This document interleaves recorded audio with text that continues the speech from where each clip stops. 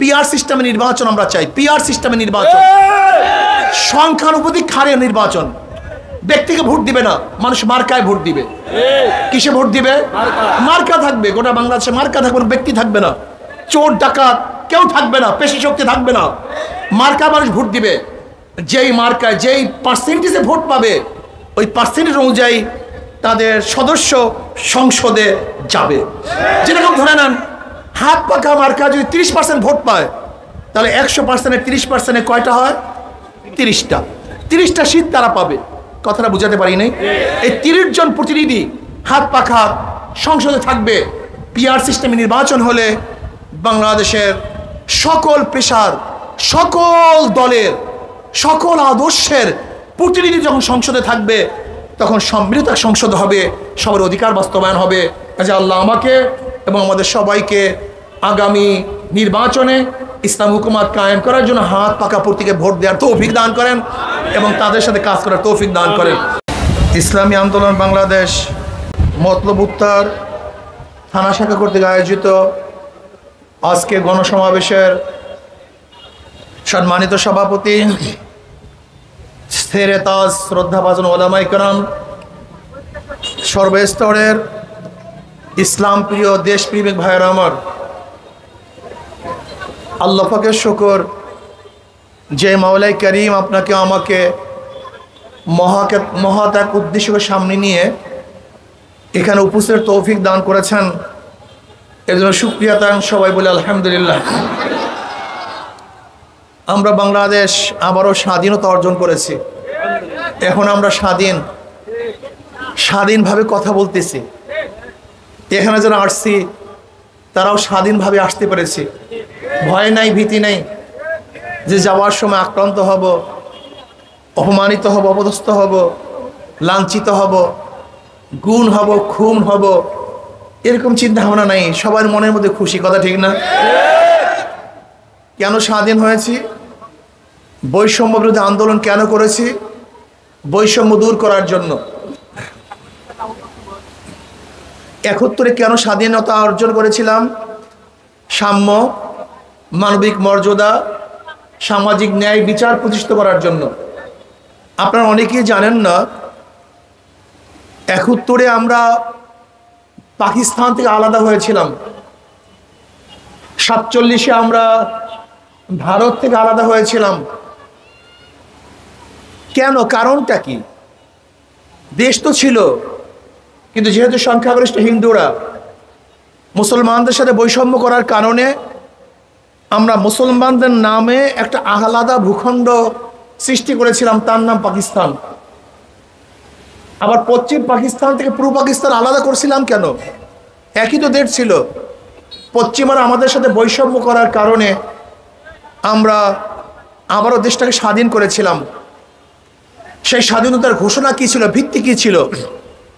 ভিত্তি ছিল সাম্য, মানবিক মর্যাদা, সামাজিক ন্যায় বিচার।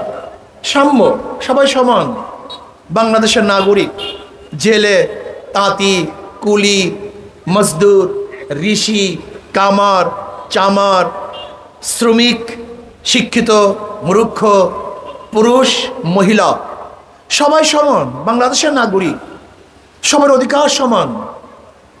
এই সাম্যতার জন্যই বাংলাদেশ সৃষ্টি করেছিলাম। কিন্তু আজকে 53 বছর পর্যন্ত সেই সাম্যতা সৃষ্টি হয়নি।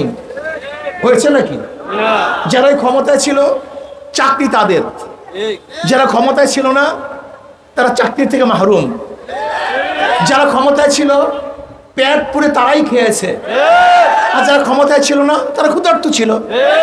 যারা ক্ষমতায় ছিল তাদের লন্ডন, আমেরিকায়, কানাডায় বাড়ি হয়েছে, আর যারা ক্ষমতায় ছিল না খোলা আকাশের নিচে জীবনভর ঘুমিয়েছে।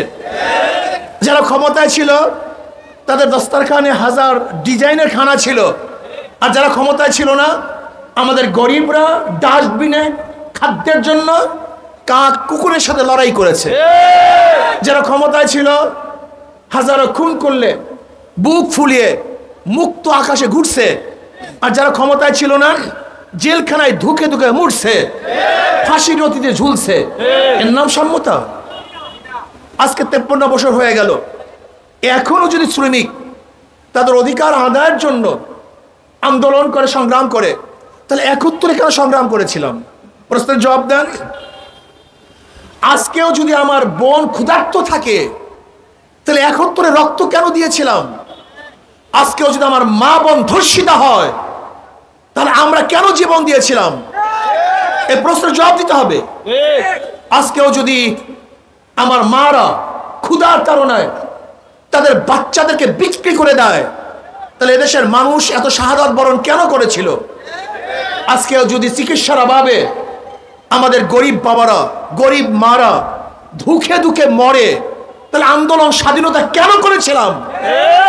আজকেও যদি জুলুম অত্যাচার চলতে থাকে, তাহলে সেই সংগ্রামে আমরা কেন জীবন দিয়েছিলাম? ব্যর্থ হয়েছিল 71-এর সংগ্রাম, 71-এর আন্দোলন।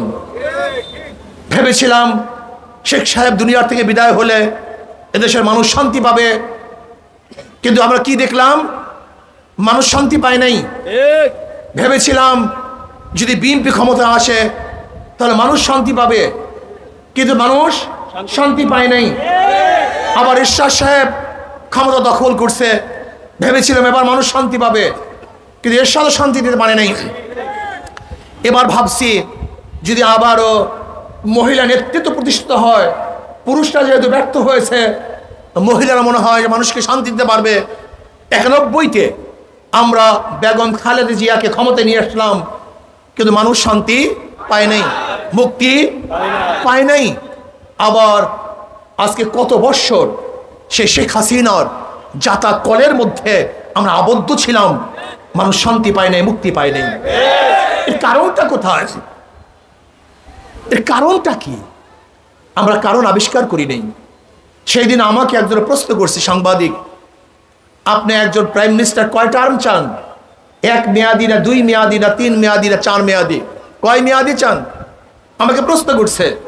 যে অনেকেই বলছে 2 মেয়াদের বেশি কোনো প্রাইম মিনিস্টার থাকতে পারবে না, আপনি কয় মেয়াদি চান?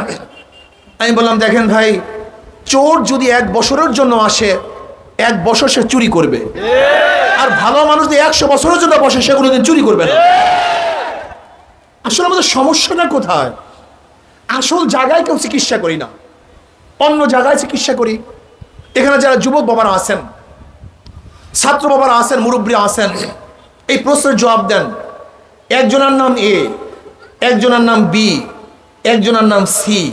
এ বি সি, 3 জনই চোর, 3 জনই ক্ষমতা আছে। এ সে কি করবে? কথা বলেন। হটাও এ, আন্দোলন সংগ্রাম হরতাল অবরোধ রাখতে চাই না। এ হটাও এ, বসাও বি, কি করবে? আবার আন্দোলন, আবার সংগ্রাম, আবার হরতাল।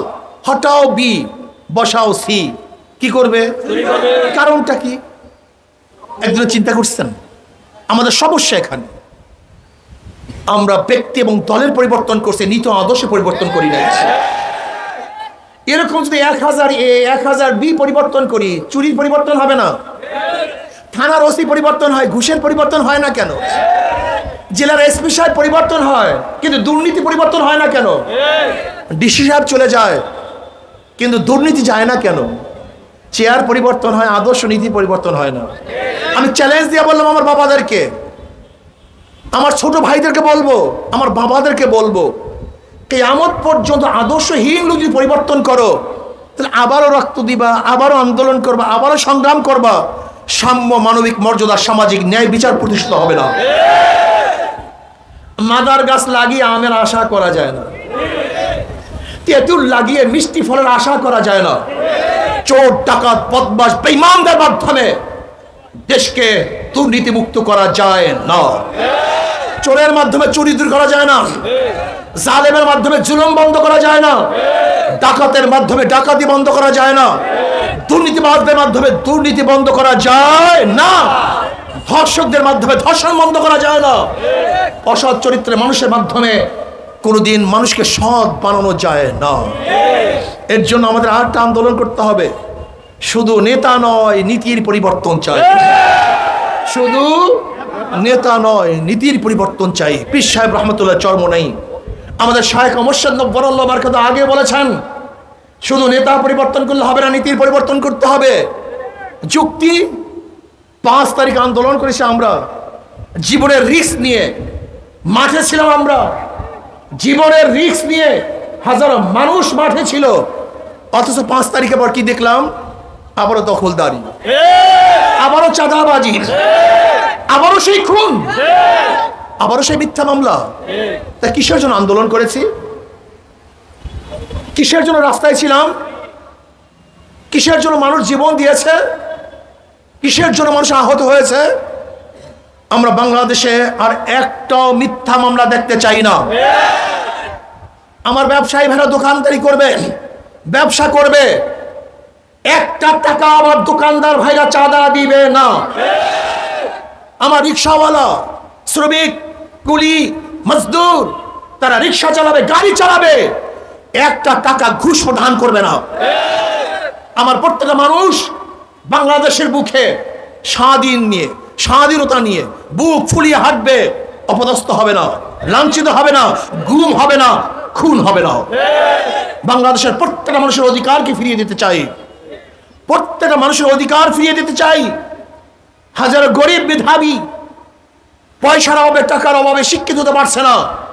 অবশ্যই সরকারকে তার জিম্মা নিতে হবে। যে কোনো মেধাবী, চাই জেলার হোক, তাঁতির হোক, কুলির হোক, মজদুর হোক, মেতনের সন্তান হোক না কেন, সে যদি মেধাবী হয়, উচ্চ শিক্ষায় শিক্ষিত করার দায়িত্ব সরকারে থাকবে, তার থাকবে না, তার পরিবারে থাকবে না। এই জিম্মা সরকারকে গ্রহণ করতে হবে। আজকে মিসকিনের জিম্মা সরকারকে গ্রহণ করতে হবে। আজকে এতিমদের দেখভাল সরকারকে করতে হবে। আজকে বিধবাদের পেটের ক্ষুধা নিবারণের দায়িত্ব সরকারকে বহন করতে হবে। আজকে হাজারো রোগী যারা চিকিৎসাহীন অবস্থায় আছে, গরিব, তাদের চিকিৎসার ব্যবস্থা সরকারকে করতে হবে। আজকে যারা বস্ত্রহীন, তাদের বস্ত্রের দায়িত্ব সরকারকে নিতে হবে।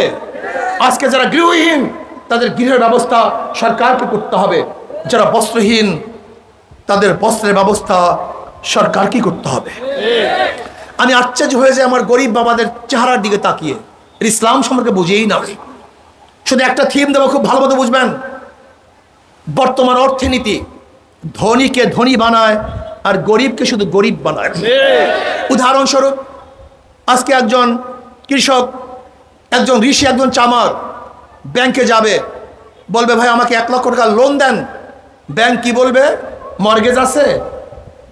মর্গেজ তো নাই। টাকা আপনার জন্য নয়। তাই টাকা ব্যাংকের কার জন্য? যার আগেই 1 লক্ষ টাকা আছে। বড়লোকদের জন্য ব্যাংক সাহায্য দেয়, লোন দেয়, কিন্তু গরিবদের জন্য। তাহলে বর্তমান অর্থনীতি ধনীকে ধনী বানায়। লোন দিছে কাকে? গরিবকে, ধনীকে। আগের থেকে 1 লক্ষ টাকা ছিল, ব্যাংক থেকে 1 লক্ষ টাকা দিছে, তার লোন মাফ করছে, তার সুদ মাফ করছে, তার বড় লোক 4 বার ধনী হয়েছে। আগের থেকে 1 লক্ষ টাকা আছে, ব্যাংক থেকে 1 লক্ষ টাকা দিছে, তার সুদ মাফ, তার ইন্টারেস্ট মাফ। আর গরিবের পেটের মধ্যে 5টা লাথি। আগের থেকে 1 লক্ষ টাকা ছিল না, 1 লাথি। ব্যাংক থেকে 1 লক্ষ টাকা দেয় নাই, 2 লাথি। তার ঋণ মাফ হয় নাই, 3 লাথি। তার ইন্টারেস্ট মাফ হয় না, 4 লাথি।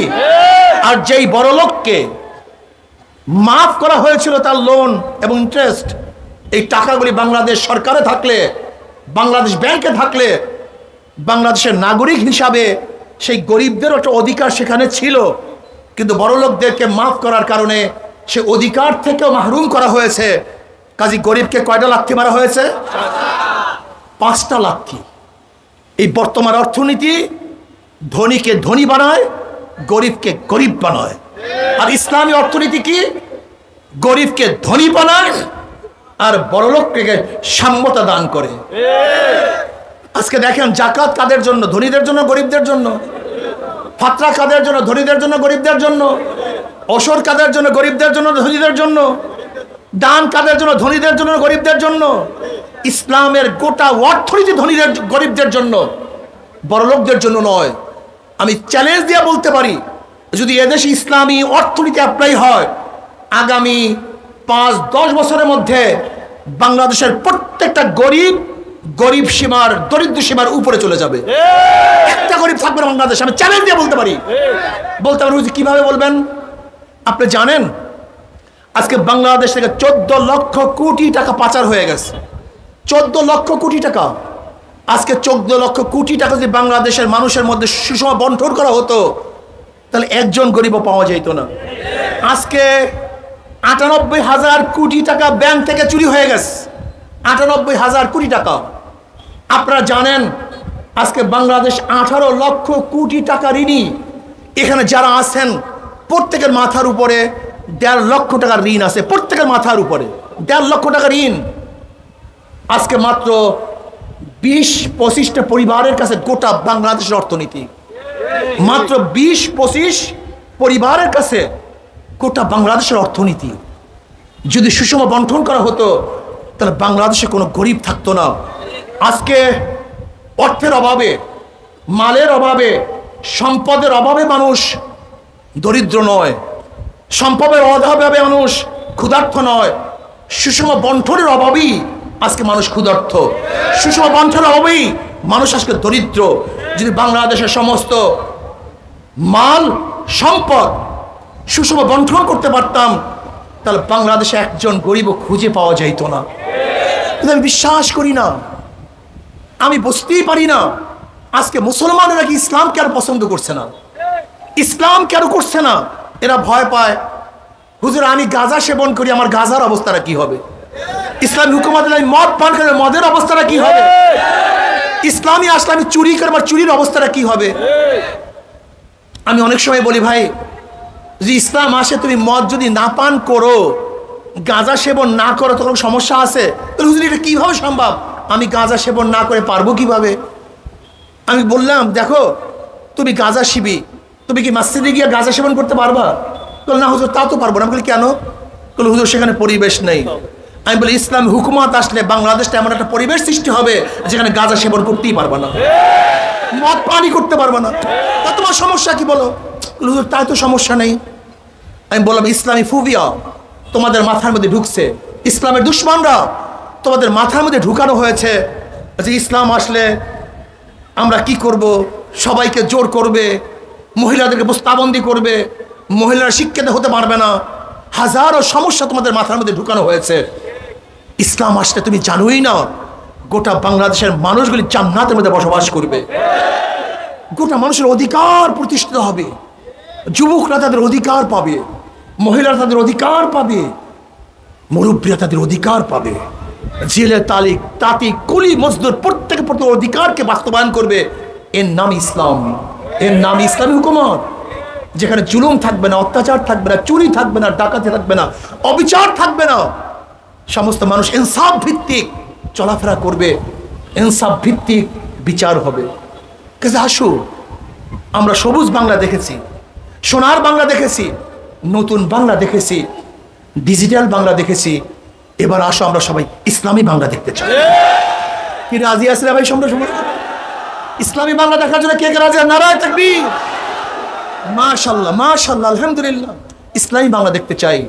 ইসলামী বাংলা যদি হয় তাহলে প্রত্যেকটা মানুষ সুখী হবে, শুধু মানুষ নয়, প্রত্যেকটা মাখলুকাত সুখে শান্তিতে বসবাস করতে পারবে। এর জন্য আসো, আগামী নির্বাচন আসতেছে, আজকে হোক কালকে হোক, একদিন না একদিন নির্বাচন হবেই হবে। এখন থেকে প্রস্তুতি গ্রহণ করো। আগামী বাংলা হাত পাখার বাংলা, আগামী বাংলা ইসলামের বাংলা, আগামী বাংলা মুসলমানদের বাংলা, আগামী বাংলা মুত্তাকিনদের বাংলা, আগামী বাংলা যারা জুলুম অত্যাচার অবিচার থেকে মানুষকে হেফাজত করতে চায়, এই বাংলা তাদের বাংলা হবে। আগামী বাংলা গোটা বাংলাদেশের মানুষের, জনগণের বাংলা। আজ আসুন আমরা সবাই সম্মিলিতভাবে সেই শান্তিময় ইসলামী এক বাংলা গঠন করার জন্য আজকের থেকে চেষ্টা করব। আল্লাহ আমাকে এবং আমাদের সবাইকে কবুল করে নেন।